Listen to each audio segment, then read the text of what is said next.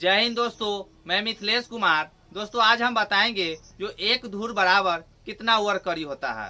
दोस्तों अगर कोई भी जमीन का पैमाइश आप लोग अमीन से कराए होंगे और उस जमीन का पैमाइश यदि कड़ी से हुआ होगा और उसके बाद जो अमीन कड़ी से जमीन पैमाइश किए होंगे तो वो आपको डायरेक्ट कट्ठा धूर में बताए होंगे। तो जो अमीन कड़ी से उस जमीन का पैमाइश किए होंगे वह आपको डायरेक्ट कट्ठा धूर बताए होंगे। जो यह जमीन जो हम अभी पैमाइश किए हैं वह इतना कट्ठा इतना धूर है। दोस्तों आप लोग कभी गौर किए हैं कि जो जमीन कड़ी से मापा गया है और कड़ी से मापने के बाद उसको डायरेक्ट कट्ठा धूर में कैसे बताए हैं कि यह जमीन इतना कट्ठा इतना धूर है, यह कैसे बताते हैं? तो इसी के बारे में आज हम आपको बताएंगे जो एक धूर बराबर कितना ओवर कड़ी होता है और यह ओवर कड़ी कैसे निकलता है, और जब अमीन कोई भी जमीन का कड़ी से पैमाइश करते हैं तो उसको कितना से भाग देते हैं कि डायरेक्ट वह कट्ठा धूर में बदल जाता है। तो दोस्तों आज हम आपको इसी के बारे में पूरा जानकारी देंगे। और साथ ही दोस्तों यदि आप मेरे चैनल पर पहली बार आए हैं तो चैनल को सब्सक्राइब कर लीजिए। दोस्तों इस चैनल पर हम भूमि संबंधित महत्वपूर्ण जानकारी आप लोगों के साथ हमेशा शेयर करते रहते हैं।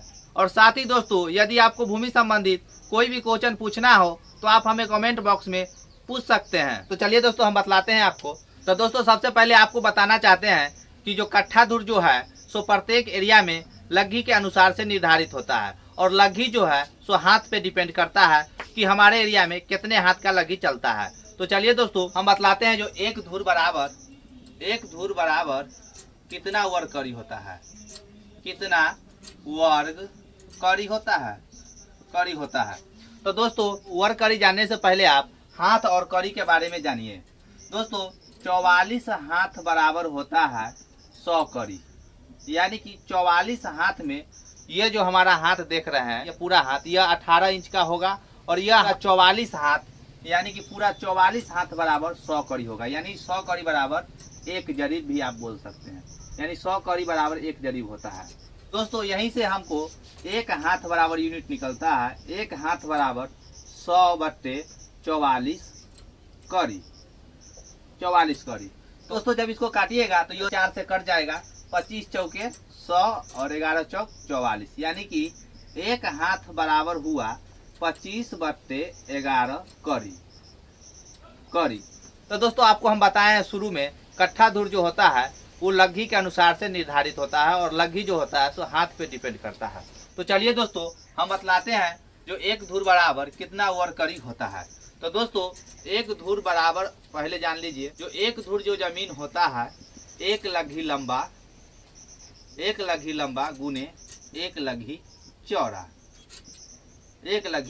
कहने का मतलब है जो कोई आयताकार प्लॉट है और इसका जो है इधर से भी लंबाई एक लग्घी है और इधर से भी लंबाई एक लग्घी है और चौड़ाई भी एक लग्घी है और ये भी चौड़ाई एक लग्घी है। यानी कि ये जो आयताकार हम प्लॉट बनाए हैं यह प्लॉट का लंबाई चौड़ाई जो है सो एक लग्घी है, और एक लग्घी लंबा और एक लग्घी चौड़ा बराबर होता है एक धूर जमीन। यानी कि जब आयताकार प्लॉट का क्षेत्रफल निकालिएगा तो आयताकार प्लॉट का क्षेत्रफल होता है लंबाई गुने चौड़ाई। तो एक लग्घी लंबा गुने एक लग्घी चौड़ा यानी बराबर होगा एक लग्घी स्क्वायर, और एक लग्घी स्क्वायर जमीन जो होता है सो एक धूर होता है।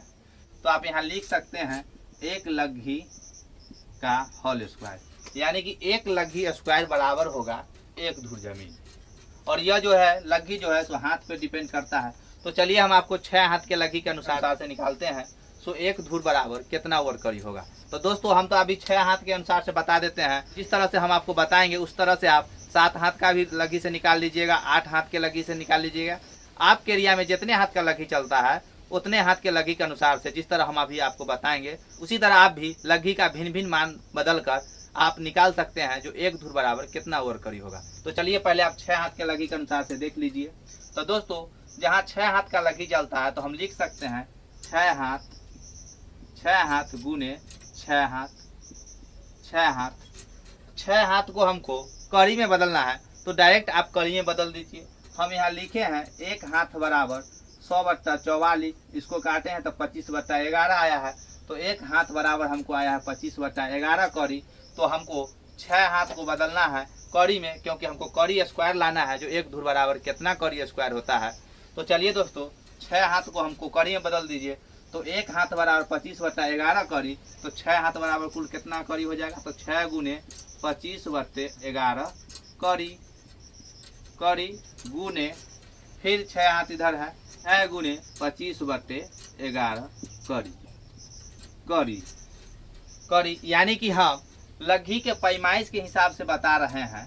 तो आप लिख सकते हैं 6 गुने 25/11 कड़ी, 6 गुने 25/11 कड़ी। और यह 6 हाथ जो है सो डायरेक्ट कड़ी में बदल गया।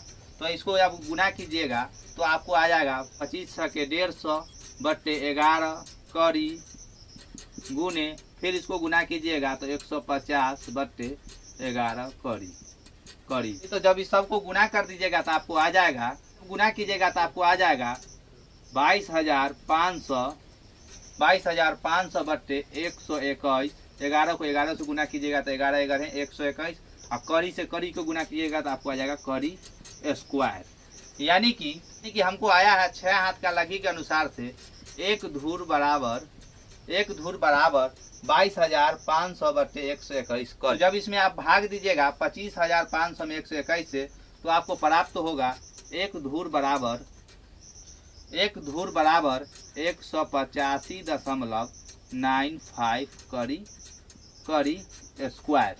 यानी कि तो दोस्तों आप समझ गए होंगे जो एक धुर बराबर 185.95 कड़ी स्क्वायर निकला है जब हम लघी का मान 6 हाथ रखे। यानी कि जिस एरिया में 6 हाथ का लघी चलता है उस एरिया में एक धुर बराबर जो है सो 185.95 कड़ी स्क्वायर होगा।